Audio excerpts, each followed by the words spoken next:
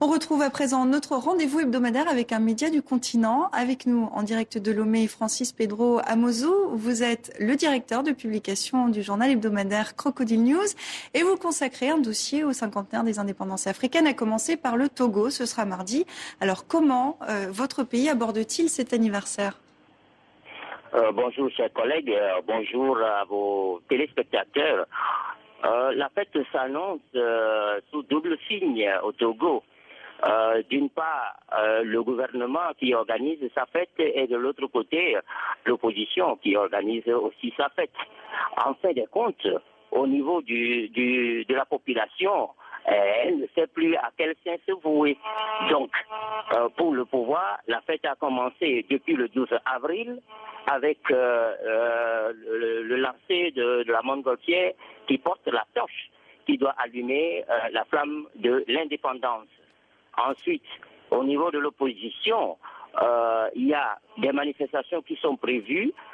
D'abord, mercredi dernier, c'était la veillée qui a tourné au grabuge. Et ensuite, aujourd'hui, il y a une exposition de photos et une projection de films des manifestations depuis 1958 jusqu'à la proclamation de l'indépendance en 1960. Alors précisément, dans ce dossier dont on voit des images, vous revenez sur la France-Afrique et vous écrivez que Paris continue à choisir les présidents francophones. Alors qu'en est-il du Togo qui vient de réélire Faure Gnassingbé, et vous parliez de la situation tendue à l'heure actuelle? Oui, la situation est tendue après la présidentielle du 4 mars 2010. Et qu'en est-il du rôle de Paris?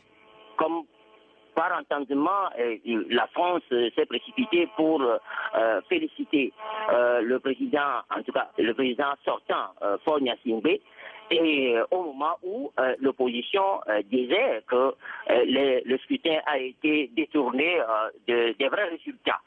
Et jusqu'à présent, il y a toujours des manifestations dans le pays. Et même demain matin, il y aura encore une marche de protestation pour réclamer les vrais résultats. Tout le monde sait que les élections au Togo sont toujours émaillées de violence.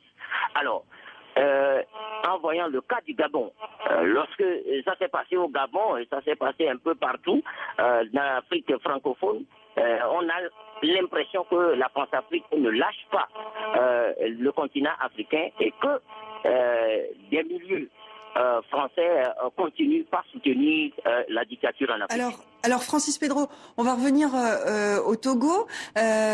Vous écrivez que l'Afrique doit se réapproprier son histoire. Comment le Togo peut-il reprendre la main? Vous dressez un bilan sévère de la situation. Quelle solution?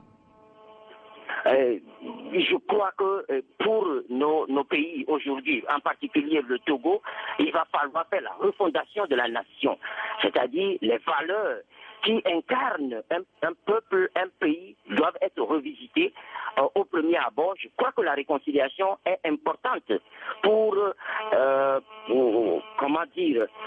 rafistoler le tissu social qui est complètement délabré, et ensuite que les politiques et toute la population s'asseyent pour réfléchir à comment refonder la nation togolaise pour amorcer le développement. Francis Pedro Amouzou, merci pour cette analyse, pour ces explications.